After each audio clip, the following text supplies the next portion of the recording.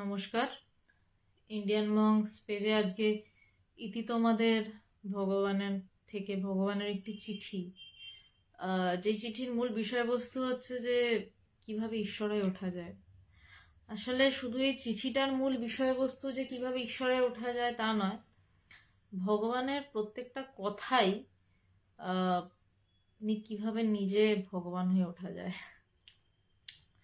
তাই জন্য ভগবানের মূল কথাটা ছিল হচ্ছে মানুষই ভগবান। যখন আমরা ভগবানকে ভগবান বলে ডাকি, তখন ভগবান আমাদেরকে বারবার বলেন যে মানুষই ভগবান, প্রত্যেকে ভগবান, সেটা বুঝে নে তোরা, যে তোরাও ভগবান। এটা বোঝাটাই আসল এবং এটা বোঝাটাই আধ্যাত্মিকতা। কিন্তু সত্যি কথা বলতে আজকে বেদান্ত সাধনা মানে ভগবানের গুরুদেব ভগবানকে যে চিঠিটা নিয়ে যে চিঠি লিখেছিলেন, সেই চিঠির বইটা থেকে আলোচনা করার কথা ছিল। কালকে আমি জাস্ট এমনি ভগবানের যে চিঠির লেখা বই, ভগবানের সময় তো চিঠির যুগ খুব একটা নয়, কিন্তু যেই সময়কালটা থেকে মোটামুটি ধরুন প্রথম চিঠি এই বইটিতে ভগবানের লেখা গুরুদেবের চিঠির পরে হচ্ছে 85 সাল থেকে 1985 সাল থেকে লাস্ট চিঠি ভগবান মোটামুটি লিখেছেন হচ্ছে এই 2005 সাল অব্দি। মৌসুমীদিকে লেখা একটি চিঠিতে শেষ হচ্ছে এই বইটি। তো এই টাইম পিরিয়ডটা 2006 সালের পর থেকে আমার যতদূর খেয়াল পড়ে মোবাইল প্রচন্ড গতিতে ছড়িয়ে পড়েছিল, এবং তার আগে ল্যান্ডফোন, মোবাইল, এই যুগটা ল্যান্ডফোনের যুগ তো ছিলই, কিন্তু তা সত্ত্বেও ভগবান একটা চিঠি লিখতেন এবং কিন্তু ল্যান্ডফোনেও কথা বলতেন। তারপর তো মোবাইলের যুগ চলে এলো, মেসেজ টেসেজ। 2006 সাল মানে তখন আমার ক্লাস 6। তো আমার তখন স্পষ্ট মনে আছে আমার বাড়িতেও মোবাইল চলে এসেছিল। তার মানে আমার বাড়িতে কেন বলছি, কারণ আমার বাড়িতে সবকিছুই খুব দেরি করে ঢোকে। তো তখন আমার বাড়িতে মোবাইল চলে এসেছিল, বাবার একটা ছোট্ট নোকিয়া ছিল। তার মানে তখন মোবাইলের চলে এসছে। এই টাইম পিরিয়ডটার মধ্যে ভগবানের যে কটি চিঠি, সেই চিঠিগুলো নিয়ে যেই বই ইতি তোমাদের ভগবান, 523টা চিঠি। রাধান দেবনাথ, প্রণাম, আপনাকেও প্রণাম। তো কালকে আচমকাই আমি বইটা ঘাটছিলাম। বইটা অনেকবার পড়ানো, অশোকবাবু ওম নমঃ নারায়ণ, প্রণাম নেবেন। বইটা আমি আচমকাই ঘাটছিলাম। বইটা মানে প্রথম যদি আমার ইন্টারন্যাশনাল বেদান্ত সোসাইটির কোনো বই পড়া হয়, সেটা হচ্ছে ইতি তোমাদের ভগবান। চন্দ্রা কাকিমা প্রণাম। চন্দ্রা কাকিমা সত্যি প্রণামেরই যোগ্য। সেটা আগে আপনাদের একদিন বলেছিলাম, আজকে আর দীর্ঘায়িত করছি না। জয় ভগবান কাকিমা। তো মানে আমার মনে আছে তখন আমি ক্লাস 6 কি 7, একটু আমি আগের ঘটনা বলে নিচ্ছি। তো তখন আমার ইন্টারন্যাশনাল বেদান্ত সোসাইটি মানে একটা বিরাটির যে মায়ের বাড়ি এখন যেটা বিশাল বড় বানিয়েছেন ভগবান, সেটা একটা ছোট একটা বাড়ি। একতলাতে প্রচন্ড জল জমে, একটা ঘোরানো কাঠ, যারা গেছেন তারা দেখেছেন, যারা ভগবানের কাছে গেছেন। একটা ঘোর মানে এখন যেটা মানে তার কোনো চিহ্নই নেই, একটা ছোট্ট দরজা থাকতো, সেটা খুলে ঢুকতে হতো, এবং একটা ঘোরানো লোহার সিঁড়ি, যেটার এখনো কিছুটা অস্তিত্ব একটা 3 তলা ছাদে রয়েছে। সেইখান দিয়ে যেতে হতো। একটা ছোট্ট প্রেয়ার হল, যেই প্রেয়ার হলটাতে ভগবানের একটি ছবি এবং ভগবানের একটা ছোট্ট, যেই খাটে ভগবানের সমাধি হয়েছিল সেই খাটটি থাকতো। ভগবান সেখানে বসতেন, ভক্তরা সেখানে যেত, গুটি কয়েক ভক্ত যেত। 2006 সালে আমি আমার মামা পশুপতি গুহ, তার কাছে আমি অশেষ ঋণী। তিনি আমাকে নিয়ে গেছিলেন প্রথম ভগবানের কাছে। তিনি সূত্রধরের একটা কাজ করেছিলেন বিশাল আমার জীবনে। তিনি মানে প্রণামের যোগ্য। ভগবানের পরে যদি কেউ আমার কাছে হয়, আমার মামা। তো সেই সময় আমি মামার বাড়িতে, আমার ওই বই পড়ার অভ্যাস, তো আমি হঠাৎ এই বইটা হাতের সামনে পাই, হয়েছি বাবা, মানে ইন্টারন্যাশনাল বেদান্ত সোসাইটি আমার কাছে মানে কিছুই একটা না, মানে তার আবার বই থাকতে পারে। তো প্রথম এই বইটা হাতে পাই, সেই 2006 সালে আমার প্রথম এই বইটা পড়া শুরু, এবং আজকে 2024 সাল। তো আমি কালকে, তারপর তো ধরুন আধ্যাত্মিক জীবনে ঢুকলাম, সেটাও প্রায় ভগবানের কৃপায় 12 বছর কেটে গেল। তারপর হঠাৎ কালকে এই বইটা আমি উল্টাতে গিয়ে, চিঠিগুলো বারবার পড়া, তারপরও দুটো চিঠিতে গিয়ে আমি হঠাৎ আটকে গেলাম যে এটা কি ভয়ঙ্কর চিঠি লিখেছেন। একটি চিঠি আজকে যেটা নিয়ে আলোচনা করার চেষ্টা করব সেটা স্বামী প্রবুদ্ধানন্দজিকে লেখা। তখন তিনি সন্ন্যাসী হয়ে গেছেন এবং বুবাই হিসেবেও তাকে অনেক অনবদ্য চিঠি লেখা। এবং আরেকটি চিঠিতে আটকে ছিলাম যেটি স্বামী প্রজ্ঞানন্দজিকে লেখা, যেটি নিয়ে পরের দিন আলোচনা করার চেষ্টা করব। এই দুটো দুটো চিঠি পড়ে আমি এতদিন যা মানে পেয়েছিলাম এই চিঠিটা, আমার কাছে মানেটাই সম্পূর্ণ বদলে গেছে। তো আমার মনে হলো এটা নিয়ে একটু আলোচনা করার চেষ্টা করাটা ভালো, তাই জন্য আলোচনা করতে চাইছি। চিঠিটার মূল বক্তব্য হচ্ছে যে প্রবুদ্ধানন্দজি তখন সন্ন্যাসী, তাকে ভগবান বলছেন যে কিভাবে ঈশ্বরে ওঠা যায় এবং সেই ঈশ্বরে ওঠার পথটা তিনি বাতলাচ্ছেন। এবং এবার আমি চিঠিটাতে ঢুকবো। মূলত আমার কথা এখানে খুব একটা ইম্পর্টেন্ট নয়, মূল হচ্ছে ভগবানের চিঠির প্রত্যেকটা লাইন। ওই লাইনগুলোকে আমি তিনি আমায় যতটা বলাবেন আমি সামর্থ্য মতো ব্যাখ্যা করার চেষ্টায় থাকবো, কিন্তু মূল যেটা ইম্পর্টেন্ট ভগবানের লাইনগুলো আপনারা নেবেন, এটুকু আমার অনুরোধ রইল, কারণ প্রত্যেকটা লাইন অসাধারণ এবং প্রত্যেকটা লাইন ধ্যানের যোগ্য। 243 নম্বর চিঠি এটা। প্রিয় প্রবুদ্ধানন্দ, তোর চিঠি পেয়েছি, সব দিক খেয়াল রেখে চলবি। কাজকর্ম ভালো করে করছিস জেনে আনন্দ লাগলো। প্রাথমিক কুশল সংবাদ যেটা হয়, অল্প বয়সে অনেক কিছু দেখে ফেললি। এটা সত্যি, আমরা যারা ভগবানের কাছে গেছি না তারা আমরা অল্প বয়সে অনেক কিছু দেখে ফেলেছি। জগতের চূড়ান্ত ভালো দিক দেখেছি, জগতের চূড়ান্ত নোংরা দিক দেখেছি, আধ্যাত্মিকতার চরম উপরের ধাপ দেখেছি, আধ্যাত্মিকতার উপরের ধাপের পরে অহংকার দেখেছি, অহংকারে ধুম করে পড়ে গিয়ে পতন দেখেছি, আধ্যাত্মিকতার যে চরম অবস্থা নির্বিকল্প সমাধি ভগবানের কৃপায় তাও দেখতে পেয়েছি। আবার সবিকল্প সমাধির অবস্থায় মানুষের কি অবস্থা, ভাব সমাধিতে কি অবস্থা, আবার মানুষ এই সমাধিগুলোর নাটক করলে কিরকম অবস্থা তাও দেখেছি। সমাজে ঝাঁপিয়ে পড়া দেখেছি, আধ্যাত্মিকতার নিয়ে থাকা মানুষদের মধ্যেও সূক্ষ্ম লড়াই দেখেছি। এবং ভগবানের কৃপায় এই জিনিসগুলো আমরা যারাই ভগবানের কাছে, বিশেষ করে কম বয়সে ভগবান যাদেরকে কাছে টেনেছেন কৃপা করে, তারা আমরা সবাই প্রচন্ড মাত্রায় দেখেছি। তো ওই জন্য না আমরা অল্প বয়সে অনেক কিছু দেখে ফেলেছি। এই চিঠিটা হয়তো 1999 সালে লেখা, যখন আমার বয়স মাত্র 4। কিন্তু এই 1999 সালের পরে 2024 সালে এসে দাঁড়িয়েও বলছি, আমি ভগবানের কাছে ঠিক এই একই কথা আমি নিজেও অনেক সময় মানে এই কথাটা বলে থাকি যে অল্প বয়সে অনেক কিছু দেখে ফেললাম, না দেখলেই হয়তো ভালো ছিল। কারণ আমি যতদিন জগতের মধ্যে খেলে বেরিয়েছি ততদিন অত বেশি মানুষ দেখিনি, কিন্তু ভগবানের কাছে এসে মানুষ দেখতে শিখেছিলাম না, শিখছি, এবং যত দিন যাচ্ছে সেইটা আরো সূক্ষ্মতর হচ্ছে বলতে পারেন। কারণ দিনের পর দিন মনও সূক্ষ্ম হয়, দেখার অবস্থাও সূক্ষ্ম হয়, সবকিছুই সূক্ষ্ম হয়। এবার যদি বলেন যে তুমি মানুষের মধ্যে ঈশ্বর না দেখে শুধু মানুষ দেখলে কেন, জগৎ দেখলে কেন, ভগবান এই কথাটা লিখলেন কেন, অল্প বয়সে অনেক কিছু দেখে ফেললি।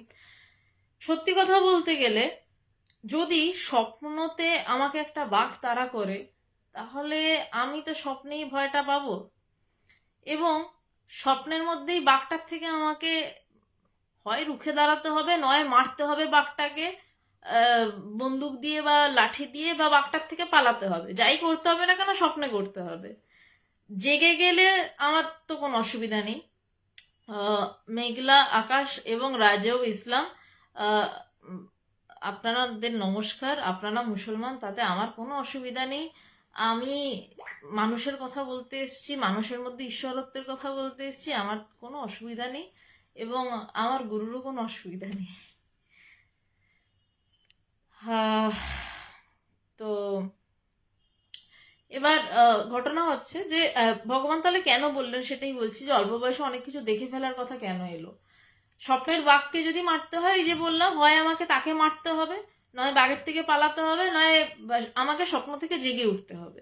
স্বপ্ন থেকে জেগে উঠলে আমি বুঝতে পেরে যাবো এটা একটা স্বপ্ন ছিল, সুতরাং আমার প্রয়োজন নেই বাঘটাকে মারার, তাড়ানোর। সামান্য হয়তো একটু বুক ধরফর করবে, আমি বুঝে যাবো আরে বাবা স্বপ্ন ছিল, ছাড় এটাকে।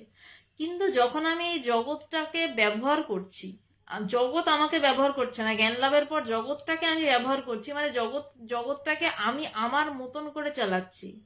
আপনাদের বেশিরভাগ মানুষকে মোবাইল চালায় কিন্তু মোবাইলকে যখন আপনি চালান আপনার হিসেব মতন, আমার প্রয়োজন মতন মোবাইল চালাবে, মোবাইলটা তো এখন আমাদেরকে ইউজ করে। আমি যদি খুব ভুল বলে না থাকি, বেশিরভাগ মানুষের ক্ষেত্রে মোবাইল আমাদের ব্যবহার করে ফেলে, আমরা মোবাইলকে ব্যবহার করি না। ঠিক তেমন জগৎ আমাদের ব্যবহার করে কিভাবে না, চিন্তা দিয়ে ব্যবহার করে। একটা চিন্তা উঠলো, আমি ডোভারল্যান্ড মিউজিক কনফারেন্সে যাব, আমি সারা রাত দৌড়ালাম, টিকিট কেটে ফেললাম কয়েক হাজার টাকার, কোনো খারাপ বলছি না, আমি নিজেই ডোভারল্যান্ড মিউজিক কনফারেন্সে যাই।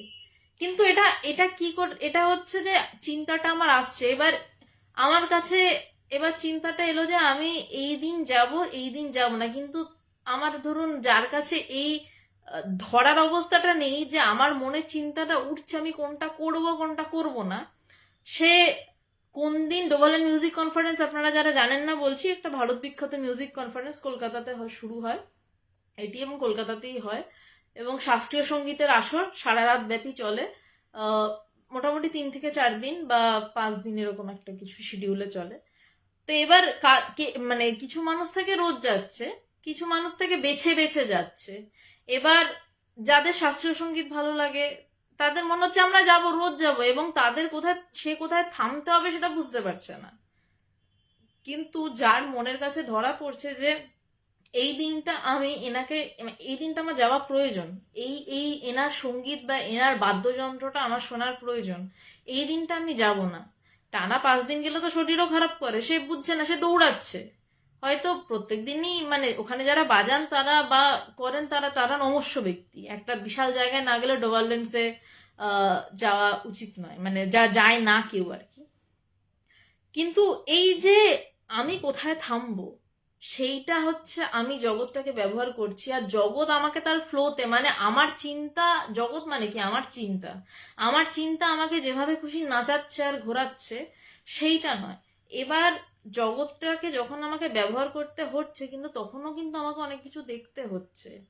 আমাকে এই যে আমি ডোভারল্যান্ড কনফারেন্সের উদাহরণ দিলাম, আমি ঠিক করছি আমি এদিন যাব, কিন্তু তখনও গিয়ে আমাকে একটা ট্রেনে উঠতে হচ্ছে, আমাকে নামতে হচ্ছে ট্রেন থেকে ঠেলাঠেলি করে, সেই ঠেলাঠেলি করে আমাকে যেই জায়গায় নামার সেই জায়গাতেই নামতে হচ্ছে, এবং একটা নির্দিষ্ট রাস্তা দিয়ে হেঁটে আমার কাছে যেই ভিআইপি পাস থাকুক কি নর্মাল পাস থাকুক কি নর্মাল টিকিট থাকুক সেই জায়গা গেট দিয়েই ঢুকতে হচ্ছে। তো সেই জায়গাটা তো আমাকে ব্যবহার করতে হচ্ছে, আমি যতই জগৎ ব্যবহার করি না কেন, এবং যতই জানি না কেন যে এইগুলো সবই মিথ্যা, যখন আমাকে স্বপ্নটার মধ্যে সেই বাঘটাকে ডিল করতে হচ্ছে, সেটা যেভাবেই ডিল করি না কেন, তো সেটা আমাকে দেখতে কিন্তু হচ্ছে।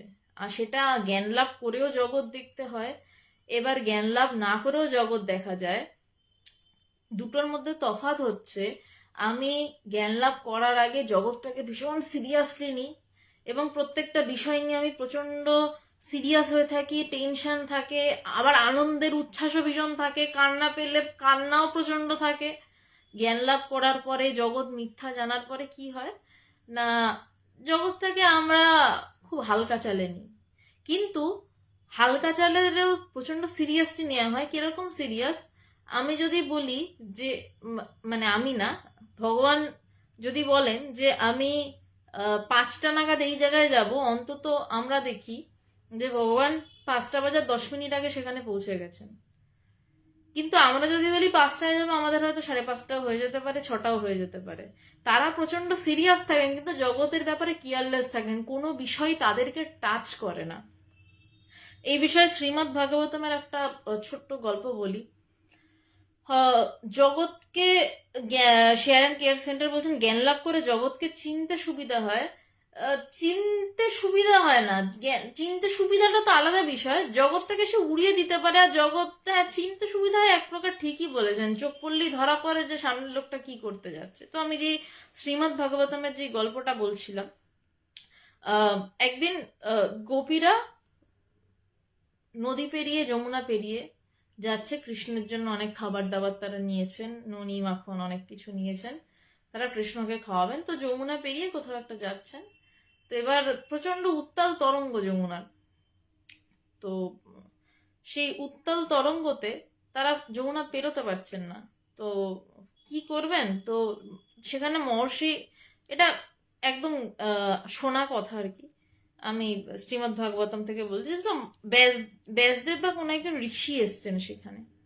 তো বলছেন যে তোমরা তোমরা আমাকে এই খাবারগুলো দিয়ে দাও, তবে তোমাদের আমি যমুনা পার করে দিতে পারবো। তো ওরা আর কি করে, ওই যে অ্যাটলিস্ট কৃষ্ণের কাছে তো যাই। তো ওরা সব খাবার ওনাকে দিয়ে দিয়েছে, উনি সব খেলেন। খেয়ে যমুনাকে বললেন যে হে যমুনে, আমি যদি কিছুই না গ্রহণ করে থাকি, কিছুই না খেয়ে থাকি, তাহলে তুমি দুভাগ হয়ে যাও। এবং যমুনা রাস্তা ছেড়ে দিল। কেন? তার কারণ তিনি যে খেলেন, তিনি যমুনাকে বললেন আমি যদি কিছুই না খেয়ে থাকি, তবে যমুনা তুমি রাইদের রাস্তা করে দাও। এবং যমুনা ভাগ করে তাদেরকে যাওয়ার জায়গা করে দিল এবং গোপীরা চলে যেতে পারলেন। এর অর্থ কি? তিনি কোনো কিছুর সাথেই যুক্ত নন, তার শরীরে খাবারটা গেছে, কিন্তু তিনি সেই সত্তায়, সেই যে ঈশ্বরত্বের সত্তা, সেখানটার সাথে তিনি যুক্ত নন। কিন্তু এই নাটকটার মধ্যে তিনি থাকলেন। তিনি কিন্তু না খেয়েই কথাটা বলতে পারতেন, কিন্তু খেয়ে কথাটা বললেন। এই এই যে জগৎটাতে যখন থাকতে হবে, এই জগৎটায় যখন সময় কাটাতে হবে আমাকে, তখন এই জগৎটার মধ্যে ভালো মন্দ সবকিছুর মধ্যেই সময় কাটাতে হবে। শুধু যারা জ্ঞান লাভ করেন না, গুরু কৃপায় যাদের জ্ঞান লাভ করেন না বলাটা ভীষণ ভুল কথা, ফালতু কথা বলছি আমি। যাদের জ্ঞান লাভ গুরু কৃপায় মানে হয়, তারা জগৎটাকে হাসতে হাসতে ভোগ করেন। আর যাদের হয়নি জ্ঞান লাভ, তারা জগৎটাকে সিরিয়াসলি কাঁদতে কাঁদতে ভোগ করে। হাসি আর কতক্ষণ, কান্নাই বেশি। হাসির পরে আবার কান্নার জিনিস চলে আসে, কাঁদতে কাঁদতে ভোগ করেন। তো বলছেন যে অল্প বয়সে অনেক কিছু দেখে ফেললি, কারণ ততদিনে আমার জানা মতে প্রবুদ্ধানন্দজির ভগবানের কৃপায় অবশ্যই কিছু যাই হোক অবশ্যই হয়েছে। আমরা এই বিষয়ে অনলাইন ডিসকাশনে কোনো যেতে চাই না। তো অল্প বয়সে অনেক কিছু দেখে ফেললি, ধীরে ধীরে ঈশ্বরের ওপর দাঁড়াবি। বলছেন এবার এবার কি, সন্ন্যাসী তো সে হয়ে গেছে, বলছে এবার কি করবি না, ধীরে ধীরে ঈশ্বরের ওপর দাঁড়াবি। সন্ন্যাসের অর্থ কি? সন্ন্যাস, সম্মুখ রূপে অজ্ঞান নাশ, তার নাম সন্ন্যাস। বাইরে একটা গেরুয়া কাপড় তো ভিখারিও পরে ফেলতে পারে, ভিখারি পরে ভিক্ষা করে। আমি হিমালয়ে যেই যেই জায়গায় ঘুরেছি, কম জায়গায় ঘুরিনি একা একা ভগবানের কৃপায়, তো যেই যেই জায়গায় ঘুরেছি আমি দেখেছি গেরুয়া পরে তিলক কাটছে, ভিক্ষা করছে। আমি মানে আমি আমি আমার চোখে আসলে ভগবানকে দেখেছি, তো আমার একটু অসুবিধাই হবে। মানে আমি সেই ভগবানকে দেখার পরে সেই রকম সাধু মানে দেখে দাঁড়িয়ে পড়বে এরকম আমি সেরকম সেই লেভেলের মানে মানে আমার চোখে অন্তত পড়েনি। সেটা আমার মূর্খামি হতে পারে, অজ্ঞতা হতে পারে, কিন্তু আমার পড়েনি। আমি গেরুয়া পরে তিলক কাটতে দেখেছি, প্রচুর পয়সা নিতে দেখেছি। মানে এটা আমি অবশ্যই গেরুয়ার অপমান করছি না, আমি বলছি গেরুয়া কাপড় মানেই সন্ন্যাস নয়। গেরুয়া কাপড়, প্রচুর ভিখারি গেরুয়া কাপড় পরে ভিক্ষা করে, ভিক্ষা পেতে সুবিধা হয়। প্রচুর মানুষ গেরুয়া পরে প্রচুর অপকর্ম করে, তাদের সেই অপকর্ম ঢাকতে সুবিধা হয়। কিন্তু আসলে গেরুয়ার অর্থটা কি? ত্যাগ। ত্যাগের অর্থ কি? ত্যাগ মানে আমি এই ড্রেস ছেড়ে দিলাম, এটা ত্যাগ। আমি এই মাছ মাংস ছেড়ে দিলাম, এটা ত্যাগ। শুধু ফল খেয়ে থাকছি, এটা ত্যাগ না। সন্ন্যাস মানে সম্মুখ রূপে অজ্ঞান নাশ। একটা জিনিস কোনোদিনও ভুল করবেন না, সন্ন্যাসী কখনো ভণ্ড হয় না। ভণ্ড ভণ্ডই হয়, সন্ন্যাসী সন্ন্যাসীই হয়। সে যেমন বেশি থাকুক না কেন, যেমন ভাবেই থাকুক না কেন, যার ভিতরে সেই সম্যক রূপে অজ্ঞানটা নাশ হয়েছে, যার ভিতরে কোনো অজ্ঞানের লেশ মাত্র নেই, সম্যক রূপে সম্পূর্ণ রূপে অজ্ঞান নাশ, তখন তার ধীরে ধীরে গুরুকৃপায়, তখন বারবার গুরুকৃপা শব্দটা ব্যবহার করছি কারণ তারপর মানে এই যে অজ্ঞান নাশ, সেটা তার গুরুকৃপা ছাড়া হতে পারে না। এবং তারপর যেটা ধীরে ধীরে সেটাকে ধারণা করা যে আমার অজ্ঞান বলে আর সে কিছু খুঁজে পায় না, এবং তারপর সে ধীরে ধীরে জগতের যাবতীয় সবকিছু ছেড়ে ঈশ্বরের উপর ধীরে ধীরে দাঁড়ানো, ধীরে ধীরে ঈশ্বরের উপর দাঁড়ানো। ঈশ্বরের উপর দাঁড়ানো মানে কি ঈশ্বরের উপর দাঁড়িয়ে পড়লাম না, মানে সব বিষয়ে সে ঈশ্বরের উপর নির্ভর করবে। যদি সন্ন্যাসী দু ধরনের হয়, মানে শাস্ত্রে বলছে কুটিচক আর বহুদক। তো মানে এক প্রকারের হচ্ছে যে সে শুধু বসে থাকবে, বসে থাকবে ইন দ্য সেন্স মানে তার কাজ হচ্ছে ঈশ্বর, সন্ন্যাসীর কাজ হচ্ছে ঈশ্বরকে নিয়ে ডুবে থাকে এবং সামনে মানুষেরা সে যদি মুখ হয় তাকে ঈশ্বর লাভের কথা শোনানো। তো কুটিচক এবং বহুদক এই দুই প্রকার সন্ন্যাসী বলা হয়। একজন হচ্ছে সে সন্ন্যাসীর, এটাও শাস্ত্রে রয়েছে যে সন্ন্যাসীর নিয়ম হচ্ছে সে অন্তত 5 বাড়িতে ভিক্ষা করবে, যা জুটবে তাই খাবে, যদি কিছু না জোটে খাবে না। আবার কিন্তু এক ধরনের সন্ন্যাসী হয়, যতদূর সম্ভব কুটিচক তাদেরকে বলা হয়, আমি ভুল হতে পারি। বহুধক হচ্ছে যে নিজের খাদ্যের অন্বেষণ করবে, ভিক্ষা করবে। কিন্তু কুটিচক হচ্ছে সে বসে থাকবে, সে অজগরের মতন চুপচাপ বসে থাকবে, কেউ যদি খাবার দেয় সে খাবে, যদি না দেয় সে খাবে না। এবং ধীরে ধীরে ঈশ্বরের উপর দাঁড়ানো মানে সে তার সম্পূর্ণ সত্তাটা ঈশ্বরের উপর নির্ভর করবে। যদি আজকে বড় গাড়ি আসে সে ব্যবহার করবে, যদি কিচ্ছু না আসে সে পায়ে হেঁটে চলবে, তার সামনে যদি কেউ বড় অঙ্কের টাকা দিয়ে যায়, তার যদি প্রয়োজন হয় সে নেবে, তার যদি প্রয়োজন না হয় সে নেবে না। মানে তার যদি প্রয়োজন না হয় না, তার যদি সেই আংটিটা কেউ খুলে নিয়ে চলে যায় সে চলে গেল। এইটা হচ্ছে ঈশ্বরের উপর দাঁড়ানো, তার কোনো কিছুতেই কোনো বিষয়েই কোনো অভিযোগ নেই। তৈলঙ্গনাথ স্বামীর হাতে একজন এসে হীরের আংটি পরিয়ে দিয়েছিলেন, তিনি নির্বিকার। একজন এসে হীরের আংটি খুলে নিয়ে চলে গেল, তিনি নির্বিকার। এই এই প্রসঙ্গে একটা ভীষণ সুন্দর একটা কাহিনী মনে পড়ে গেল, হয়তো আপনারা অনেকেই জানেন, তাও আমি আরেকবার বলছি। বেনারসের একটি ঘটনা, শ্রী মধুসূদন সরস্বতী এবং গোরক্ষনাথজি। গোরক্ষনাথজি তখন বিশাল বড় সাধু এবং বিশাল নামডাক, এবং মধুসূদন সরস্বতী সাধু, কিন্তু মানে নামডাক হচ্ছে ধীরে ধীরে যে একজন দারুণ সাধু তো এসছেন। তো গোরক্ষনাথজি ভাবলেন যে একজন নতুন সাধু, শুনছি তার বিশাল বৈরাগ্য, একবার পরীক্ষা করে আসি। এবং এই গল্পটা আমি শুনেছিলাম বেনারসে, যখন আমি ভগবানের সাথে 2015 সালে ইন্টারন্যাশনাল বেদান্ত সোসাইটির কনভেনশন হচ্ছে 25 বছরের, নদীতে যাচ্ছি। ভগবানের সাথে তখন ছিলেন, মানে ভগবান তখন নৌকায় ছিলেন না, তো গল্পটা শুনতে শুনতে যাচ্ছি যে ওই কুঠিয়াটা থেকে, যাই হোক আমি গল্পটা বলি তারপরে এই ঘটনাটা বলছি। তো আমি যখন গল্পটা শুনেছিলাম তখন আমি মোটামুটি ওই 18-19 বছর। তো মানসিক অবস্থা বুঝতেই পারছেন। তো গল্পটা হচ্ছে এবার গোরক্ষনাথজি মধুসূদন সরস্বতীজিকে পরীক্ষা করতে এসছেন।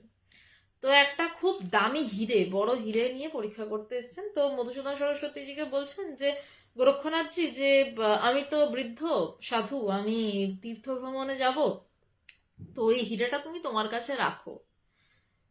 সে মধুসূদন সরস্বতী ত্যাগ পরীক্ষা করতে এসছে, তার সম্যকরূপে অজ্ঞান নাশ হলে কিন্তু তবে ত্যাগ আসে, তবে সেই তীব্র বৈরাগ্য আসে। তীব্র বৈরাগ্য হলে সম্যকরূপে অজ্ঞান নাশ, এবং সম্যকরূপে অজ্ঞান নাশ হলে তবে ভিতরে সেই তীব্র বৈরাগ্য, এবং ধীরে ধীরে ঈশ্বরের উপর দাঁড়ানো তার সম্পূর্ণরূপে। এবং সে যখন ধীরে ধীরে ঈশ্বরের উপর দাঁড়ালো, সেটা মানে হচ্ছে যে সে সম্পূর্ণভাবে হাতের মুঠোর মধ্যে জগৎটাকে নিয়ে নিল, বা বলা হচ্ছে যে মানে আমলকিটাকে যেমন পুরোটা মুঠিতে ধরা যায়, সে তখন জ্ঞানটাকে তার মুঠিতে ধরলো আর কি। তখন সে ঈশ্বরের উপর দাঁড়ায়, কোনো কিছুতেই তার যায় আসে না। তো মধুসূদন সরস্বতীজিকে বলছেন যে এইটা তুমি, এই হিরেটা তুমি রাখো, খুব বড় হিরে দিয়েছেন। তা মধুসূদন সরস্বতী বলছেন যে না, আমি রাখতে পারবো না, আমি সন্ন্যাসী গোরক্ষনাথজি, আমি কিভাবে এই হিরেটা রাখতে পারি? আমি এই গল্পটা শুনছি বেনারসে, ঠিক যেই জায়গায় ঘটনাটা ঘটেছে এখানে নদীতে নৌকায় যেতে যেতে। তো গোরক্ষনাথজি বারবার জোরাজুরি করছেন, আর মধুসূদন সরস্বতীজিও নিতে চাইছেন না। তারপর একটা সময় মধুসূদন সরস্বতীজি বললেন যে ঠিক আছে, এটা আপনি আমাকে দিয়েই দিচ্ছেন তো? ঘাটের পাশেই ঠিক আশ্রমটা, ঠিক ওই জায়গাটাই ওই গল্পটা শুনছিলাম দাঁড়িয়ে, মানে নৌকাতে। বলছে এটা আপনি আমাকে তাহলে দিয়ে দিচ্ছেন? বলছে হ্যাঁ, আমি এটা তোমাকে দিয়ে দিচ্ছি। বলছে আপনি নিশ্চিত তো এটা আমাকে দিয়ে দিচ্ছেন? আপনার এটার উপর কোনো দাবি নেই? বলছেন গোরক্ষনাথজি বলছে না, আমার আর কোনো দাবি নেই, আমি তো সন্ন্যাসী, আমি তীর্থ ভ্রমণে যাচ্ছি, যদি আমি যা হয় হয়, এটা তোমারই, এটা তুমি রেখে দাও। তো এটা শুনে মধুসূদন সরস্বতী বললেন ঠিক আছে, বলে নিয়ে জানলা দিয়ে গঙ্গায় ফেলে দিলেন হীরাটা। তখন গোরক্ষনাথজি মধুসূদন সরস্বতীজিকে জড়িয়ে ধরে বললেন যে না বাবা, তোমার সম্পর্কে যা শুনেছিলাম তা ঠিক, তুমি সত্যিই সাধু। এখানে দুটো অপূর্ব বিশেষণ দেখুন। ওই যে হিরেটা নিয়ে ফেলে দিল, তাতে গোরক্ষনাথজির কোনো রাগ নেই। এবং মধুসূদন সরস্বতীকেও দেখুন, সে বললেন এটা আমারই তো, তাহলে ফেলে দিই, আমার লাগবে না। মানে তার সে রাখতেও চাইল না ওটা, যে আমার প্রয়োজন নিয়ে ফেলে দিলাম, মানে ঢেলার মতন ফেলে দিল। তো এই হচ্ছে সম্যকরূপে অজ্ঞাননাশ। দুজনের যে যিনি দিলেন তিনি কিন্তু রাগান্বিত হলেন না, সে একজন বয়স্ক সাধু, যে আমার দেওয়া জিনিস তুমি এরম ভাবে ফেলে দিলে, তুমি রেখে কিছু ব্যবহারও না করতে পারতে, এটাও তো করতে পারতেন। সেটাও গোরক্ষনাথজি করলেন না, আনন্দে জড়িয়ে ধরলেন যে এ এ ছেলে ঈশ্বরের উপর দাঁড়ানো, এ সাধু। এবং মধুসূদন সরস্বতীজিও সেটা ফেলে দিলেন। আর আমি হচ্ছি চরম দুর্ভাগা। আমি এই গল্পটা শুনে কুঠিয়ার দিকে ফ্যাল করে তাকিয়ে, নদীর জলে খানিকটা তাকিয়ে খুঁজছিলাম হিরেটা যদি পাওয়া যায়। না মানে এটা জোকস নয়, এটা সত্যি। আমার তখন সত্যি মনে হচ্ছিল অত বড় একটা হিরে ফেলে দিল, একটু যদি নদীর নিচের দিকে আমি তাকিয়ে খুঁজেও ছিলাম একটুখানি যে হিরেটাকে একটু পাওয়াটা যাবে না। এবং তারপর আমার অনেকদিন যাবৎ মনে হয়েছে যে নাও তো ফেলতে পারতেন, অনেকদিন মনে হয়েছে নিজের কাছে রেখে দিতেন, না হয় কোনো ভালো কাজে ব্যবহার করতেন। কিন্তু আজকে দাঁড়িয়ে মনে হয় বেশ করেছেন, ফেলে দিয়েছেন। এটাই ধীরে ধীরে আসলে ঈশ্বর তো আমাদের সামনে বদলায় না, আমাদের নিজের মানসিক অবস্থা বদলায়। এই যে ভগবান এই কথাটা বললেন যে ধীরে ধীরে ঈশ্বরের ওপর দাঁড়াবি, একটা সময় প্রথম গল্পটা শুনে আমার মনে হয়েছিল নদীর দিকে তাকিয়ে নৌকা থেকে বসে আমি খুঁজছিলাম যে কোথাও হিরেটা পাওয়া যায় কিনা। আহ, তারপর একটা সময় পর মনে হচ্ছিল যে রেখেই তো দিতে পারতেন নিজের কাছে। অনেক দিন এটা মনে হয়েছে, অনেক বছর বারবার এই গল্পটা যতবারই ভিতরে এসছে মনে হয়েছে এটা গল্প না, সত্যি ঘটনা। আজকে দাঁড়িয়ে আবার মনে হয় বেশ করেছেন। মানে একজন সাধুই এটা করতে পারেন, ওইভাবে হেলায় ফেলে দিতে। এবং আর একজন সাধু যে বয়োজ্যেষ্ঠ, সেই পারে যার সম্যকরূপে অজ্ঞাননাশে জড়িয়ে ধরতে। তো ঘটনার পরিবর্তন হয়নি, হিরেটারও পরিবর্তন হয়নি। মধুসূদন সরস্বতীজিও হিরেটাকে নিজের কাছে রাখেননি বা গোরক্ষনাথজিও তাকে তিরস্কার করেননি, ঘটনাটা একই রয়েছে। গোরক্ষনাথজি মধুসূদন সরস্বতীজিকে দিয়েছেন, মধুসূদন সরস্বতী ফেলেই দিয়েছেন, হিরেটা আজও গঙ্গায় তলিয়েই রয়েছে। কিন্তু আমার মানসিক অবস্থা একটু বদল হয়েছে গুরুকৃপায়, যে আমার আর মনে হয় না যে হিরেটা রাখলে ভালো হতো, মনে হয় ফেলে দিয়ে ঢেলার মতন খুব ভালো কাজ করেছেন। এইটা হচ্ছে ধীর, মানে আমি যে ঈশ্বরের উপর দাঁড়িয়েছি তা নয়, মানে আমি বলছি এইভাবে মনের পরিবর্তনে, এবং প্রত্যেকটা মানুষই গুরুকৃপা এভাবে ধীরে ধীরে ঈশ্বরের উপর নির্ভর করে। স্বামীজি সন্ন্যাসীর গীতিতে একটা জায়গায় লিখছেন, মানে আমার কবিতাটা বলছি না, আমি ভাবটা বলছি, যে তোমার মাথার উপর অনন্ত আকাশ, তোমার নিচে হচ্ছে প্রশস্ত ঘাস বিছানো রয়েছে, তোমার কাছে যা আসবে তুমি তাই গ্রহণ করো। সন্ন্যাসী তাই করবে। তো সন্ন্যাসীর কাজ এরকমই, সে ঈশ্বরের উপর দাঁড়াবে। সে যদি আজকে রাজার বাড়িতে শুতে পারে, সে পরদিন যদি তাকে মাঠের মধ্যে ইট ইট মাথায় দিয়ে শুতে হয়, তার দুটোতেই কোনো অনুযোগ থাকা উচিত নয়। মানে কোনো কিছুতেই তার অনুযোগ থাকা উচিত না। হ্যাঁ, অন্যায় দেখলে, আদর্শের বিরুদ্ধ চালান দেখলে তো সে অবশ্যই, মানে অনুযোগ কেন, লাগলে সেই মধুসূদন সরস্বতী কিন্তু আবার একটা অত্যন্ত প্রয়োজনীয় কারণে নাগা সন্ন্যাসীদের যে দল আমরা আজকে দেখি, সেই নাগা সন্ন্যাসী সম্প্রদায় তৈরি করেছিলেন, এবং সেটা শস্ত্রধারী ছিল। কারণ তখন সেটা প্রয়োজন ছিল। সন্ন্যাসী মানে এই নয় সে নেতিয়ে পড়ে থাকবে আর লোকজন এসে তাকে যা খুশি তাই করে যাবে। সন্ন্যাস মানে সম্যকরূপে অজ্ঞাননাশ, এবং জগৎটাকে ঠিক তার মতন করে ডিল করা। জগৎটার সামনে নিজেকে বিকিয়ে দেয়া নয়, জগৎটাকে তার মতন করে চালানো। এই মধুসূদন সরস্বতী কিন্তু নাগা সাধুদের সশস্ত্র দল তৈরি করলেন কোনো এক ঘটনা, আমি সেটা বলছি না, অযথা বিতর্কের সৃষ্টি আমি করতে চাই না। এবং একটা অত্যাচারের বিরুদ্ধে রুখে দাঁড়ানোর জন্য এই দলটা তৈরি করলেন আকবরের থেকে পারমিশন নিয়ে। যে আকবরের থেকে পারমিশন নিয়ে না, মানে আকবরকে বলেছিলেন এই অসুবিধাটা ঘটছে, দলে দলে সন্ন্যাসী মারা যাচ্ছে। আকবর বলেছিলেন যে তোমাদের ব্যবস্থা তোমরা করে নাও। তিনি সন্ন্যাসী হয়ে বললেন না যে আমার ব্যবস্থা আমি কিভাবে করব। সঠিক সন্ন্যাসী কি করলেন, এরকম জ্ঞানী সাধু কি করলেন, তিনি সন্ন্যাসীদের সশস্ত্র দল তৈরি করলেন যারা নাগা সাধুরা। এবং এখনো নাগা সাধুরা কিন্তু এই সনাতন এই যে ভাবধারাটাকে রক্ষা করছেন। দুটো জিনিসই লাগে। মা দুর্গা যদি বসে কেবলমাত্র ধ্যান করতেন তাহলে মহিষাসুর বধ হতো না।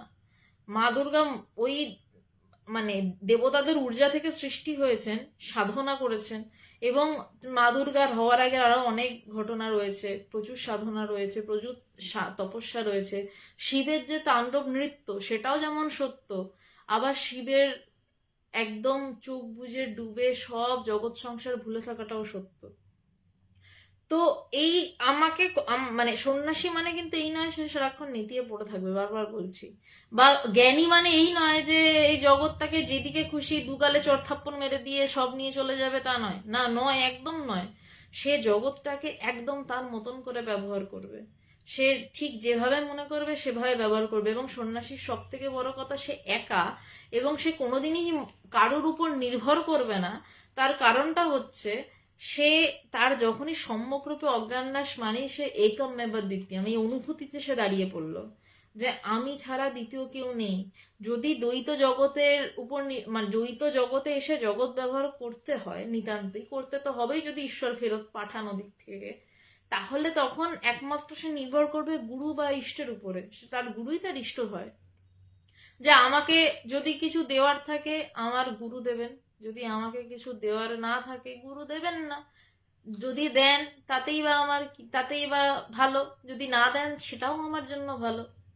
দুটোই তার কাছে সমান বোধ হবে, এবং কোনো কিছুতেই কিন্তু তার গুরুর প্রতি বা তার ইষ্টের প্রতি কোনো অভিযোগ থাকবে না। তো এইটাকে বলছে ঈশ্বরের উপর দাঁড়ানো। ঈশ্বরের উপর দাঁড়ানো মানে অন্য কিছু নয় যে মানে আমার বাড়ি চাই ঈশ্বর দিয়ে দাও, না। তিনি যদি তোমাকে বাড়ি না দেন, কুড়ে ঘর দেন, তাও দিয়ে আচ্ছা, বিশাল অট্টালিকা দেন তাও দিয়ে আচ্ছা, এক টুকরো জমিও না দিলে তাও দিয়ে আচ্ছা, সব ঠিক আছে। একদিন তুই নিজেই ঈশ্বর হয়ে যাবি। এই এই যে কথাটা, যে ভগবান ঈশ্বর হওয়ার পথটা দেখাচ্ছেন, যে ঈশ্বরের কখন নিজে ঈশ্বর হয়ে উঠতে পারা যায়, যখন সে সম্পূর্ণরূপে ঈশ্বরের উপর দাঁড়ায়। আমি ভগবানকে মানে যখন খবর নিই যে ভগবানের রাত্রে ঘুম হয়েছে কিনা, তখন ভগবানকে এখন জিজ্ঞাসা অনেকদিন হয়েছে করেছি যে তোমার রাতে ঘুম হয়েছে না, এটা প্রশ্নই থাকতো। কারণ ভগবানের পায়ে প্রচন্ড ক্র্যাম্প হয়, তো কষ্ট পেত। তো ভগবানকে আমি বহুদিন বলেছে যে দেখ, আমি ছটফট করেছি পায়ের ব্যথা, আমি সারা রাত ঘুমাতে পারিনি, কিন্তু আমার কোনোদিনও মনে এটা আসেনি যে আমার পায়ের ব্যথাটা একটু কমিয়ে দাও। আচ্ছা, পায়ের ব্যথা করছে, লাগলে ওষুধ খাবো, ঠিক আছে। পায়ের ব্যথা করছে করছে, যখন বন্ধ হয়ে যাবে বন্ধ হয়ে যাবে। ওই যে বললাম যে ভগবানের মতন সাধু দেখেছি তো আমি এখন আর প্রচুর হিমালয়ে ঘুরেছি, কিন্তু আমি আর মানে কাউকে আর দেখে মনে হয়নি যে না মানে সাধু আর কি। আসলে বিশাল একজনকে দেখে নিলে তারপর আর যেমন কারোর দিকে চোখ পড়ে না, ঠিক আর চোখ পড়ে না আর কি। অবশ্যই সেই সেই সাধু রয়েছেন, নিশ্চয়ই আছেন। এ বলছে একদিন তুই নিজেই ঈশ্বর হয়ে যাবি। নিজে ঈশ্বর হওয়ার এটাই রাস্তা, জ্ঞান লাভ করে গুরু চিন্তায় নিমগ্ন থেকে ধীরে ধীরে, গুরু চিন্তা মানে কি, গুরু বাক্যে, গুরু বাক্য মানে আত্মবাক্য, গুরু বাক্য মানে দ্বিতীয় কোনো বাক্য নয়, গুরু বাক্য মানে নিজের সম্পর্কিত বাক্যে, মানে আমার নিজের সেই স্বরূপের বাক্যে ধীরে ধীরে মনন করে নিজেকে সম্পূর্ণ শেষ যখন হয়ে যায়, স্বার্থবুদ্ধি শেষ হয়ে যখন আমি জ্ঞান লাভ গুরু কৃপায় করা হয়, সেই জ্ঞান লাভের পর যখন সে নিজে নিজে ধীরে ঈশ্বরের উপর দাঁড়াতে পারে, যখন ধীরে ধীরে সে জ্ঞান লাভটা যে তার হয়েছে, মানে ব্যাপারটা কিরকম, একজনের ঘরে হিরে রয়েছে, হিরেটা কাটা অবস্থায় নেই, মানে ঝকমক করছে না, সে জানে ওটা একটা পাথর, সে কিন্তু এবার সে কি করছে, তার ঘরে চাল নেই, আবার সে অন্যের বাড়ি গিয়ে চাল খুঁজছে, যেদিকে তার বাড়িতে কিন্তু হিরে, এত বড় হিরে পড়ে রয়েছে, সে অন্যের বাড়ি গিয়ে চাল খোঁজে। আমাদের যেরকম অবস্থা, আমরা অন্যের কাছে সাহায্য খুঁজি, আমরা জানি না যে আমাদের ভিতরে সমস্ত ঐশ্বর্য রেখে দেওয়া। সে অন্যের বাড়িতে চাল খুঁজছে, এবার কেউ একজন তার বাড়িতে এলো, সে জহুরি, সে দেখে বললো আরে এটা তো হিরে। সে এবার প্রথমে মানবে না, বেটা এটা হিরে। এবার ধীরে ধীরে যত কাটছে হিরেটা, তত ধীরে ধীরে হিরে দুতি বেরোচ্ছে, এবং যত দুতি বেরোচ্ছে আস্তে আস্তে তার মনে পরিষ্কার হচ্ছে আরে এটা হিরে। এবার যখন পুরো হিরেটা কাটা হয়ে গেল, কাটিং হয়ে গেল, একদম ঝকঝক করে উঠলো, তখন বললো আরে এটা তো হিরে। তখন কিন্তু তার আর কোনো সন্দেহ নেই। এই যে পথটা, সে জানেই না তার কাছে হিরে রয়েছে, এইটা হচ্ছে অজ্ঞানী অবস্থা। কথাটা হঠাৎ এলো, যাই হোক, সে জানেই না এটা অজ্ঞানী অবস্থা, তার কাছে হিরেটা রয়েছে।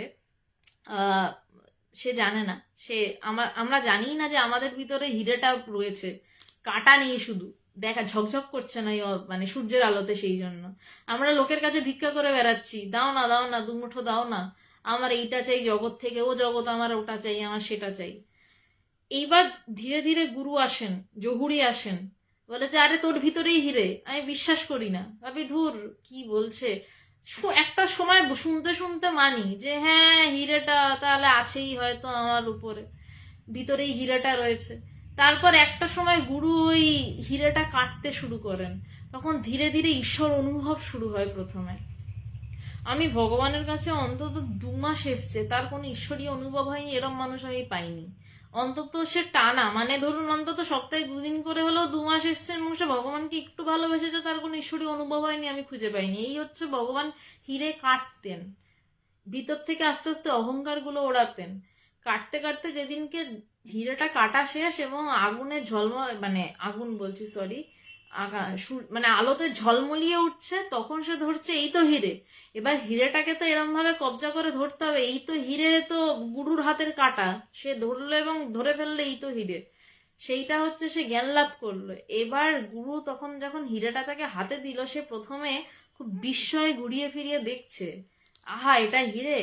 এরপর একটা সময়ের পর সে কিন্তু হিরেটা নিয়ে আর সে অত উত্তেজিত নয়, ধীরে ধীরে জানে আচ্ছা এটা হিরে, সে হাতের মুঠোয় ধরে নিল এবং সে নির্বিকার। আচ্ছা আমার কাছে তো হিরে, সে হিরে নিয়ে বিশাল যে লাফালাফি করছে তাও নয়। এই অবস্থাটায় যখন যাচ্ছে যে সে তখন জ্ঞান নিয়েও নির্বিকার, অজ্ঞানও তার কাছে বিষয় নয়, জ্ঞানও বিষয় নয়, মানে জ্ঞান কাটাকেও সে ফেলে দিয়েছে, অজ্ঞান কাটাকেও সে ফেলে দিয়েছে, এবং তার কোনো কিছুতেই আসে যায় না, যে তখনই তো ঈশ্বর হয়ে উঠতে পারবি। একটা কথা মনে রাখবি, ভালোবাসা দিয়ে জগৎ জয় করা যায়, কারণ ভালোবাসা কেউ পায় না। এটা ভগবান পারেন। আহ মানে ভালোবাসা দিয়ে সত্যি জগৎ জয় করা যায়, এটা মায়ের কথা, যে কাউকে কায়দায় ফেলে কিছু করানো যায় না, ভালোবাসায় হয়। কিন্তু এইটা আমি এখনো ঠিক বুঝে উঠতে পারিনি এই লাইনটা, যে ভালোবাসা দিয়ে জগৎ জয় করা যায়। কারণ আমি এমন অদ্ভুত ধরনের কিছু তেরা বেঁকা লোক দেখেছি, বেশি নয়, এক এক দুজন যদিও, যে ভালো ভালোবাসা দিয়ে, জানি না মানে তারা কি ধরনের, ভালোবাসা দিয়ে এত বছরে তো জয় করতে পারিনি। তো এই লাইনটা আমি বুঝিনি, তাই ব্যাখ্যা করব না, যে ভালোবাসা দিয়ে জগৎ জয় করা যায় কারণ ভালোবাসা কেউ পায় না। হ্যাঁ এটা সত্যি, ভালোবাসলে অনেক কিছু বদলে যায়। অনেক ঘটনা ভালোবাসা দিয়ে ভগবানকে বদলে দিতে দেখেছি, নিজের জীবনেও ঘটেছে। কিন্তু জগৎ জয় করা যায় কিনা আমি জানি না, কারণ এই যে বললাম অন্তত এক দুটি এমন তেরা বেঁকা আমি লোক দেখেছি যাদেরকে অতি ভালোবাসা দিয়েও কিছু করা যায়নি, মানে আমি পারিনি। তাই যেদিনকে পারবো সেদিনকে এই লাইনটা দিয়ে হয়তো ব্যাখ্যা করার চেষ্টা করতে পারি। ভগবান বলছেন ওটা কেউ দিতেও পারেন, এটা সত্যি কথা। মানে ভগবানকে কেউ ভগবান ভালোবাসছেন কাউকে, ভগবান এটা খেয়াল করতেন না যে সেই মানুষটাও তাকে ভালোবাসছে কিনা, এটা ভগবানের কাছে বিষয় ছিল না।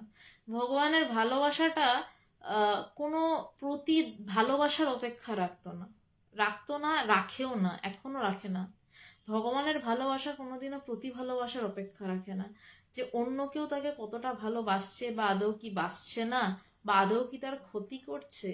বহু ঘটনা ঘটেছে বাইরে থেকে দেখে হয়তো আমরা ভাবছি ক্ষতি করছে, কিন্তু সেটা হয়তো তারই লীলার একটা অংশ। তো বলছে আমি তো মানে ওটাকেও দিতে পারে না। আমি সত্যি বলছি, আমি আমার যেটুকু জীবন, এবং আমি নিশ্চিত বাকি জীবনেও আমি এটুকু দেখবো যে ভালোবাসা আসলে কেউ দিতে পারে না। আমি হয়তো পারবো না কোনোদিন, হয়তো কিছুটা পারতে পারি, কারণ ভগবানের মেয়ে যখন অল্প হয়তো কিছু হতে পারে, কিন্তু ভগবান যেভাবে ভালোবাসতেন, মরে গেলেও কোনোদিন কোনো জন্মে সেইভাবে ভালোবাসতে পারবো না। এটা এখন আমি দাঁড়িয়ে বলে দিতে পারি, মানে মরে যাওয়ার দিনেও বলবো পারিনি, এটা কখনো নয়। ধ্রুবদ্বীপ, ভগবান জীবন দিয়ে দেখিয়েছেন, এই যে বললাম আমাদের ভালোবাসা, মানে অ্যাটলিস্ট আমি তো ওভাবে ভালোবাসতে পারিনি। ওটা কেউ দিতেও পারে না, আমি তো তোদের ভালোবাসা দিয়েই জয় করেছি। ভগবান এখানে প্রবুদ্ধানন্দজিকে লিখছেন যে আমি তো তোদের ভালোবাসা দিয়েই জয় করেছি। ভগবানের কাছে আমরা যারা মানে মানে অ্যাটলিস্ট আমি নিজের কথা বলবো, অত্যন্ত বদ তেদর এই ধরনের মানুষ আমি। তো ভগবান সত্যি, বেদান্ত তো অনেক পরের বিষয়, প্রথমে ভালোবাসা দেখেছি, এবং সেই ভালোবাসাটা কেমন, সূর্যের আলো যেরকম সবার উপর পড়ে সেরকমই ভালোবাসাটা।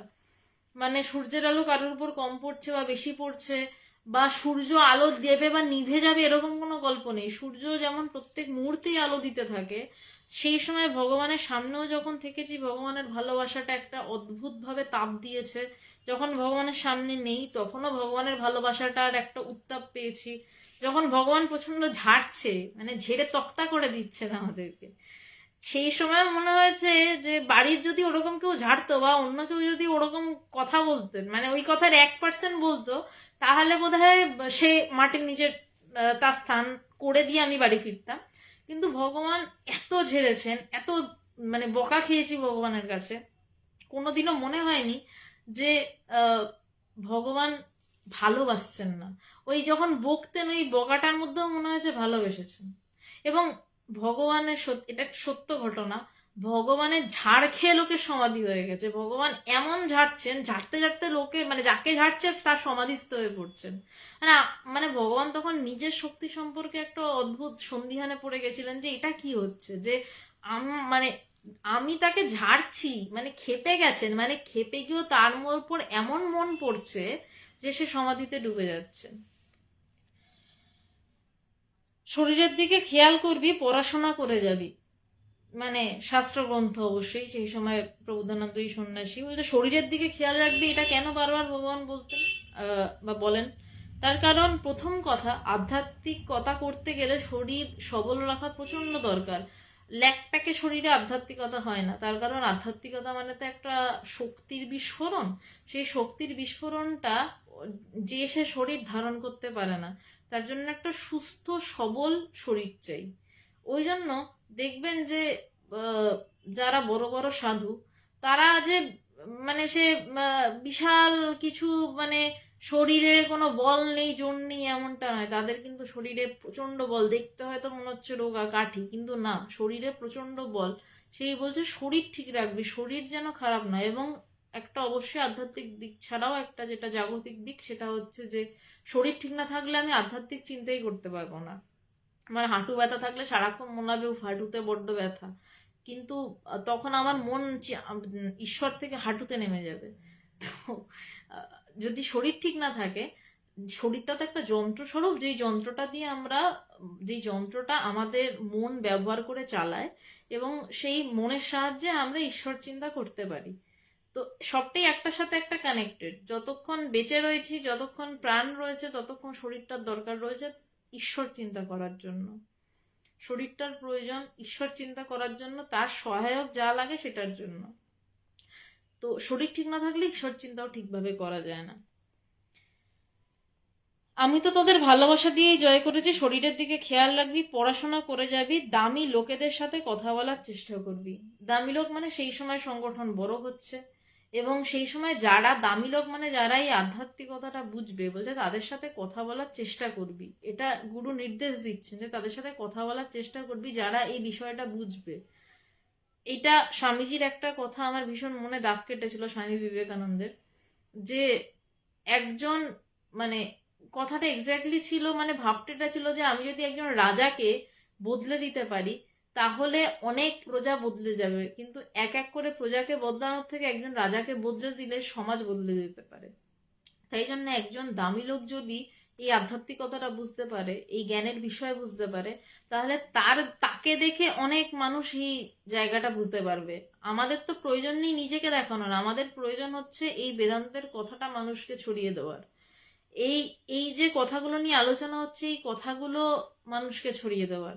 সেটা যদি কোনো আহ, সমাজে ইনফ্লুয়েন্সিয়াল লোক হয়, তার কাছে যদি এই কথাটা ছড়িয়ে যায় এবং সেই যদি সেই কথাটাকে ধরতে পারে, তাহলে এই কথাটা আহ, ছড়িয়ে দিতে সুবিধা হবে। সেই কারণে ভগবান বলছে যে দামি লোকদের সাথে কথা বলার চেষ্টা করবি, আমি ভালো মন্দের ঊর্ধ্বে। এই হচ্ছে কথা ভগবানের, যে ব্যাপার ভগবান নিজের কথা বলছেন যে আমি ভালো মন্দের ঊর্ধ্বে। একটা জীবনে এত বেশি পেয়েছি, তাতেই আমি ক্লান্ত। 1999 সালে ভগবান বলছেন যে আমি ক্লান্ত, আমি এত পেয়েছি, বলছে মানে তার আর প্রয়োজন নেই, তার উপচে পড়ছে। সে কিছু চাইছে না, যখন সে কিছু চায় না তখনই তার কাছে উপচে পড়ে, প্রকৃতি ঢেলে দেয় তার কাছে। প্রত্যেক হিসাব তার নিজের নিজের কাছে, এটা ভীষণ দরকারি কথা। এটা ভগবান বারবার আমাদের এই কথাটা কানে বাজে যে প্রত্যেকের হিসাব তার নিজের নিজের কাছে। আমি জানি আমি কি করেছি, বা আমি জানি আমি কালকে কি করেছি, বা আজকে সারাদিন কি করেছি। বাইরের লোকের কাছে আমি প্রচুর গ্যাস দিতে পারি, প্রচুর বলতে পারি আমি এত ঘন্টা ধ্যান করেছি, এই করেছি সেই করেছি। আমি জানি আমার হিসাবটা ঠিক কি, যে প্রত্যেক হিসাব তার নিজের নিজের কাছে। তারপর বলছেন যে তোর গুরুর ফটোতে অন্য সাধুরা প্রণাম করছে, ভগবান নিজের কথা বলছেন যে তোর গুরুর ফটোতে অন্য সাধুরা প্রণাম করছে, এই জায়গায় পৌঁছেছি শুধু মানুষকে ভালোবেসে। ওই যে বললাম যে ভগবান যেভাবে ভালোবেসেছেন, আমি মরার দিনেও সেটা পারবো না। ভগবানের ভালোবাসাটা এমনই আশ্চর্য ছিল, ওই চূড়ান্ত ঝাড় খেতে খেতেও মনে হতো ভালোবাসছেন। তো বলছেন যে একটা জীবনে এত বেশি পেয়েছি তাতেই আমি ক্লান্ত। বলছে আর মানে আমরা পেয়ে পেয়ে মানে আমরা পেতে চাইতে চাইতে ক্লান্ত। ভগবান বলছে এত পেয়েছি আর এবার আমি ক্লান্ত, আমি আর পেতে চাই না, আমি ভালো মন্দের ঊর্ধ্বে চলে গেছি। 1999 সালেরই কথা। এই জায়গায় পৌঁছেছি শুধু মানুষকে ভালোবেসে, মানুষকে ভালোবাসা ছাড়া অন্য সাধনা আমি কিছু করিনি। এর থেকে বড় সত্যি কথা বোধহয় আমি ভগবানের জীবনে দেখিনি। মানে মানুষকে ভালোবাসা ছাড়া অন্য সাধনা আমি কিছু করিনি। ভগবান মানে ভগবান ভগবান মানুষকে ভালোবেসেছে।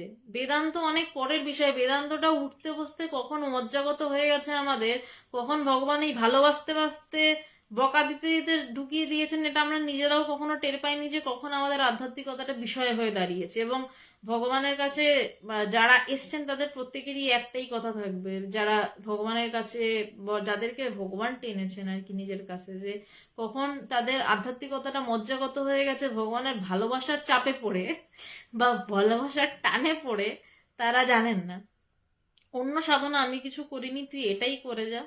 এবং প্রবোধানন্দজিকে বলছেন যে তুই এটাই করে যা, ভালোবাসা নিবি। ভগবান তখন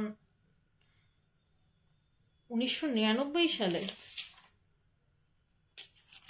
এইটা আবার নতুন আবিষ্কার করলাম, 1999 সালে কিন্তু ভগবানকে ভগবান বলে ডাকা হতো না, তখন থেকে গুরুজি বলে ডাকা হতো।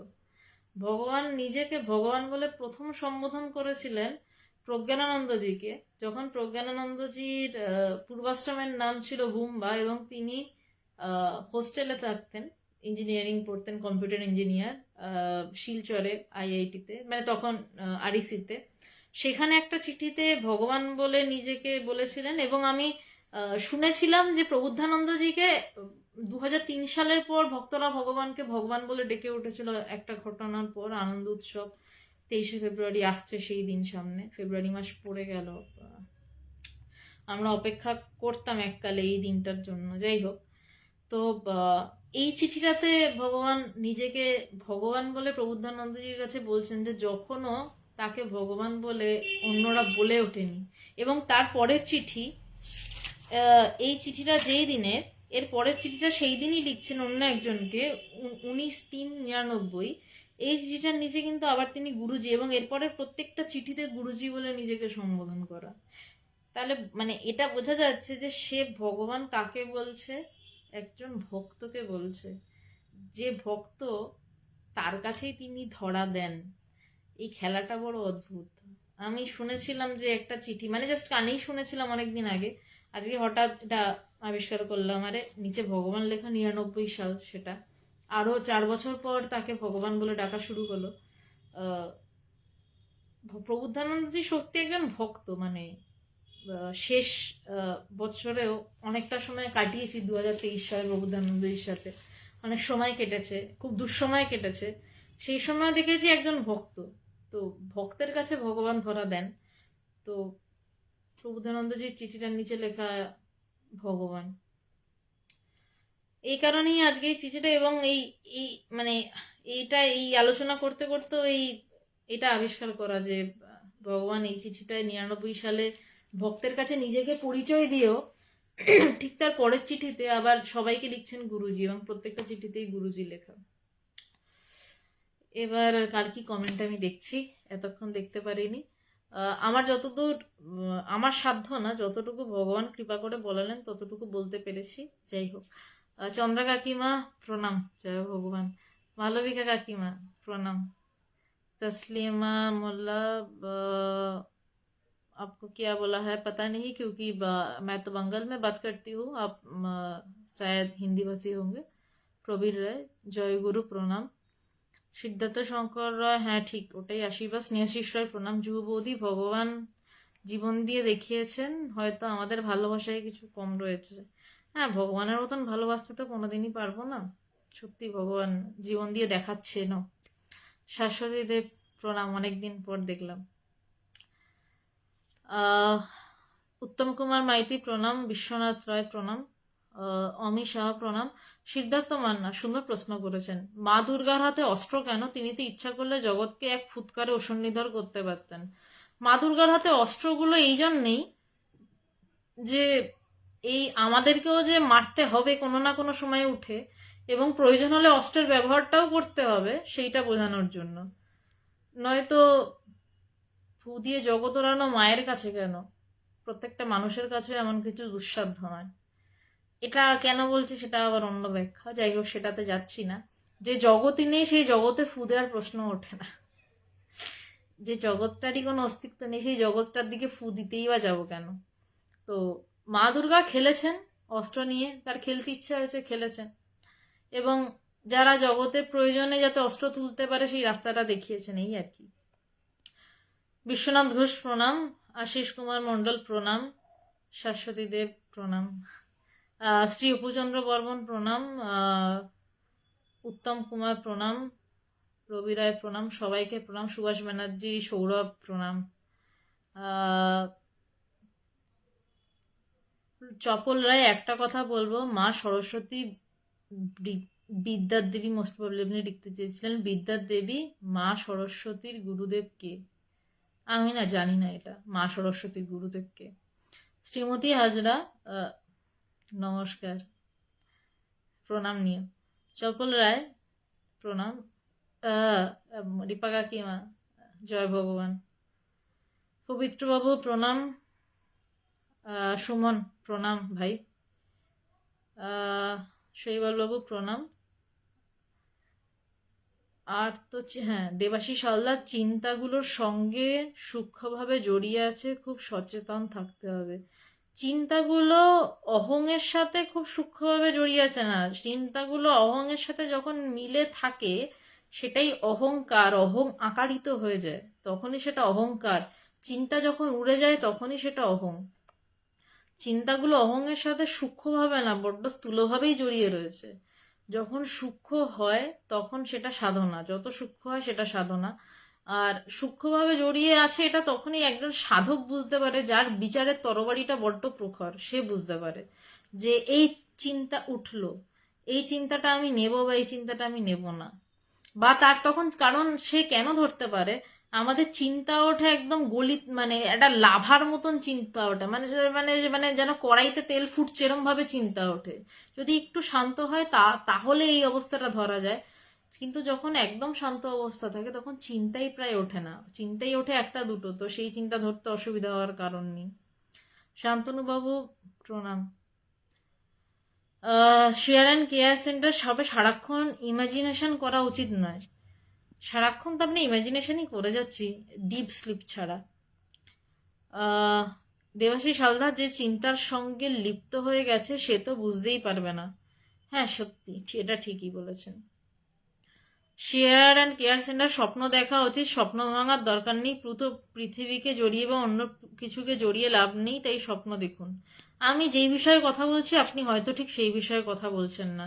স্বপ্ন দেখা উচিত স্বপ্নটা ভাঙার জন্য, কারণ স্বপ্নের মধ্যে তো চিরকাল থাকতে পারবেন না, একটা সময় ঘুম ভেঙে উঠে বসতেই হবে।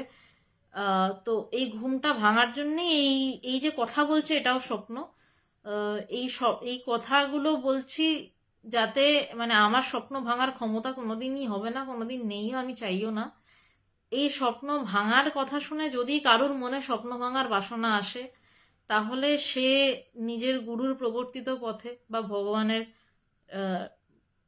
কথা জেনে স্বপ্নটা ভাঙার চেষ্টা করুন, ব্যাস এটুকুই।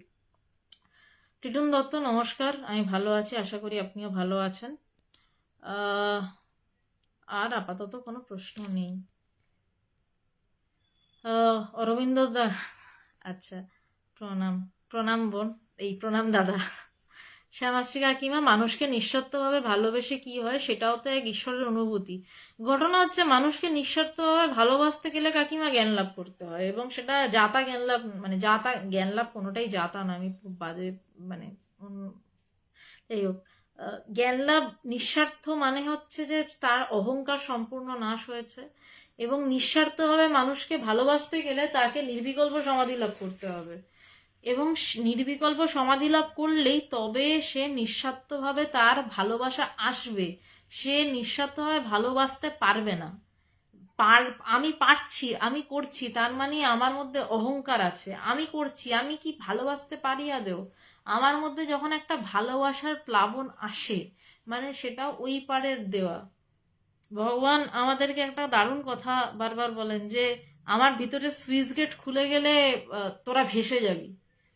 মানে বলছে এমনিতেই তোদের এই অবস্থা, আমার ভিতরে সুইচ গেটটা খুলে গেলে তোরা ভেসে যাবি। ভগবানকে দেখেছি বারবার খুব সুন্দর মুহূর্ত, মানে যেই সময় একদম মানে সুন্দর মুহূর্ত, মানে লোকে সমাধিস্থ হয়ে পড়ে যাচ্ছে, লোকে পাগলের মতন কাঁদছে, ভগবান ছিটকে উঠে ঘরে ঢুকে যেতেন, বলতেন না না না, এখন আমি থাকবো না সবার সামনে, এখন থাকলে বিপদ হয়ে যাবে, এখন সব টালমাটাল হয়ে যাবে। ঘটনা হচ্ছে কাকিমা, নিঃস্বার্থ এই শব্দটার মধ্যেই নির্বিকল্প সমাধি লুকিয়ে। নির্বিকল্প যেখানে গেলে আর দ্বিতীয় কিছুর চিন্তা নেই, তখনই আমার স্বার্থহীন হলো, তবেই আমার ভিতরে নিঃস্বার্থ ভালোবাসা নামবেই। ভালোবাসাটা যার মধ্যে নামে তার বড় মুশকিল। সে দেখতে পায় তাকে সবাই চারপাশ থেকে পেটাচ্ছে, তার সম্পর্কে নোংরামি করছে, কুৎসা করছে, কিন্তু তারপর সে ভালো না বেসে পারে না। এইটা একটা বড় মুশকিলের ব্যাপার। এই যে নিঃস্বার্থভাবে ভালোবাসা, এটা ঈশ্বর যে সবার মধ্যে নামান তা নয়। অনেক নির্বিকল্প সমাধিবান মানুষ রয়েছে যাদের মধ্যে এই ভালোবাসাটা নেই, কিন্তু যাদের মধ্যে এই ভালোবাসাটা নামে তাদের বড় লেঠা হয় জীবনে। তারা না ভালোবেসে পারে না, আবার তারা দেখে যে তাদেরকে প্রচন্ড প্যাদানিও খেতে হচ্ছে, এবং তারা মারটা খাচ্ছে। খেয়েও যে তাদের যে প্রচন্ড রাগ হচ্ছে তাও নয়, তারা হাসি মুখেই মারটা খাচ্ছে এবং ভালোবাসছে। হয়তো তাকে ঝাড়ছে, তাকে বকা দিচ্ছে, চিৎকার করছে, কিন্তু তারপরেও ভিতর থেকে কিন্তু তার ভালোই চেয়ে যাচ্ছে। সে তার অমঙ্গল চিন্তা কিছুতেই করে উঠতে পারছে না। হ্যাঁ, মালবিকা কাকিমা, একে আত্মসাক্ষাৎকার বলে, একদম ঠিক বলেছো তুমি। শ্যামাশ্রী কাকিমা, আসলে তোমাকে একটু হয়তো, মানে তুমি যেটা বললে আমি তো বলতে পারলাম হয়তো। দুলাল মিয়া শুভ্র, নমস্কার। আপনি লাইভ করছেন কোন জায়গা থেকে বলবেন? আমি লাইভ দেখছি বাংলাদেশের সিলেট বিছানকান্দি ট্যুরিস্ট পুলিশ জোন থেকে। আপনার দাওয়াত পর্যটনে আসার এবং লাইভের সকলের দাওয়াত রইল। আপনাদের সেবায় ট্যুরিস্ট পুলিশ নিয়োজিত বিছানকান্দি পর্যটন। অনেক ধন্যবাদ। আমি কলকাতা থেকে আলোচনা করার চেষ্টা করছি আমার গুরুদেব ভগবানের কিছু কথা, এবং আপনাকে জানিয়ে রাখি আমি নিজেও একজন বাঙাল। আমার বাড়ি, দেশের বাড়ি যশোরে, এবং ভগবান, আপনি হয়তো জেনে থাকবেন, রহমতপুরের, বাংলাদেশের বরিশাল জেলার রহমতপুরে জমিদার বাড়ির বড় ছেলে। আহ, যখন উনি দেশভাগের সময় হয় তখন ভগবানের দাদু তাকে নিয়ে এদেশে চলে আসেন। তো আমরা সবই অন্য কোনো দেশের নই, একই দেশের মানুষ। আপনার যে দাওয়াত, আপনার যে আমন্ত্রণ, তার জন্য অনেক অনেক ধন্যবাদ আমাদের সবার তরফ থেকে। দেবাশিস হালদার, এখন শুধু বুঁদ হয়ে আত্মমগ্ন থাকতে ইচ্ছা করে। সেটাই থাকুন। লাইফ, মানে মানে এই যে মোবাইল ব্যবহার বা যত পারেন কম হয়, এই মানে আমি তো দায় থেকে করছি আর কি, যত পারা যায় চুপচাপ আত্মমগ্ন হয়ে বসে থাকার থেকে মজার কিছু নেই। ভগবান একবার একজনকে বলেছিলেন, রবীন জেঠুকে, যতদূর সম্ভব আপনি সারাদিন কিছু না করে থাকুন দেখি, মানে ধ্যানও করবেন না, ধ্যান করবেন না, বই পড়বেন না, বাজার করবেন না, মানে বাজারটা যত দূরস্থান, ধ্যানটাও কিন্তু একটা কর্ম, করবেন না, চুপচাপ বসে থাকুন সারাদিন। সে যে কি কঠিন কাজ, কিন্তু যে সেই বসে থাকার মজা পেয়েছে সে জানে সেই মজা, সে কি ভয়ঙ্কর মজা, চুপচাপ আত্মমগ্ন হয়ে বসে থাকা। আমি ভগবানকে দেখেছি দিনের পর দিন চুপচাপ বসে রয়েছে। একদিনকে ভগবান লেক গার্ডেন্স আশ্রমে বসে রয়েছে, আহ ভগবানের চেয়ারে, আমি পাশে বসে আছি একা ঘরের মধ্যে। তো ভগবান আমাকে বলছে, ভগবানের লেক গার্ডেন্স আশ্রমের চেয়ারটা থেকে ভগবানের বিছানাটা ছিল বড় জোর, মানে কতটুকু, 3-4 হাত এরকম, মানে আমার এইটুকু, মানে বড় জোর 3-4 হাত আর কি, মানে জাস্ট 3-4 পা গেলেই বিছানা। ভগবান আমাকে বিছানাটার দিকে তাক দেখিয়ে বলছেন যে তোকে আমি কি করে বোঝাই যে আমার এখান থেকে উঠে ওই বিছানাটায় যেতে অবধি যেতে কতটা কষ্ট, এটা আমি তোকে কি করে বোঝাই। তো আমি চুপচাপ মাথা নামিয়ে নিয়েছিলাম সেদিন, কারণ তার আগেই ভগবানকে প্রচন্ড জোরাজুরি করছিলাম, তুমি একটু হাঁটো, তুমি একটু হাঁটো, তুমি একটু ঘরে হাঁটো, কিছুক্ষণ আগে 15-20 মিনিট আগেই। তো আমাকে তখন উত্তরটা দেননি। তারপরে আমাকে ঠিক, মানে আমার এখনো মনে আছে, বিছানাটা দেখিয়ে আমাকে বলছেন যে তোকে আমি কি করে বোঝাই যে এখান থেকে উঠে আমার এই বিছানাটায় যেতে কতটা কষ্ট। এটার মানে এটা যতটুকু মানে আহ, আমার ভিতরে এসছিল এবং আমি মাথা নামিয়ে নিয়েছিলাম যে একজন পরিপূর্ণ জ্ঞানী যে জানে জগৎ তো দূরস্থান, আমার এই শরীরটাও একদম একটা বস্তা স্বরূপ, তার শরীরটাকে তুলতেই বড় কষ্ট, মানে তখন এই হাতটা তুলতেও না বড় কষ্ট হয়, মানে এই হাতটাকে তুলতে হবে এটা অনেক ভেবে ভেবে তারপর হাতটা তুলতে হয় যখন সে নিজের মধ্যে ডুবে থাকে। তো তারপর যাই হোক কিছুক্ষণ পর ভগবান উঠে চুপচাপ বিছানায় শুয়ে পড়লেন এবং প্রায় আত্মস্থ বহুক্ষণ কেটেছিল, সেদিন খুব উচ্চভাবে ছিলেন ভগবান। তো আবার ভগবানকে এটাও দেখেছি, যখন বলছেন কোথাও যাবেন সময়ের আগে রেডি হয়ে আমাদের সবাইকে একদম তাড়া দিয়ে শেষ করে দিচ্ছেন, তোরা এখনো রেডি হসনি, সেই অবস্থাও রয়েছে। কিন্তু যখন ডুবে থাকা অবস্থা তখন ডুবে থাকা অবস্থা, এবং ঘন্টার পর ঘন্টা ওই বসে রয়েছেন, চুপচাপ বসে রয়েছেন, চুপচাপ শুয়ে রয়েছেন, কিছু নেই, বোধহয় ফাঁকা হয়ে আছে, আমি খালি হয়ে রয়েছি দেবাশিস বাবু, এর থেকে ভালো অবস্থা আর কিছু হয় না। সঞ্জয় দাস প্রণাম। রাখি কাকিমা। হ্যাঁ, প্রণাম। শুভাশিস শাইন, ম্যাডাম ট্রান্সফার হচ্ছে না, কি ট্রান্সফারের কথা বলছেন আমি বুঝলাম না, যাই হোক। আহ শ্যামাশ্রী কাকিমা, পরের জন্মের জন্য অপেক্ষা করো না, পরের জন্মটা যাতে না হয় সেই চেষ্টা করো। পুনরপি জননং পুনরপি মরণং পুনরপি মাতৃ জঠরে আর না হোক, এই জন্মে প্রস্তুতির দরকার নেই, জন্মেই শেষ করো কাজটা। আহ দেবাশিস হালদার ধন্যবাদ। মাধুরী রয় নমস্কার। বেশ, তাহলে আজকে এই অবধিই থাক, 10টা বেজে গেছে।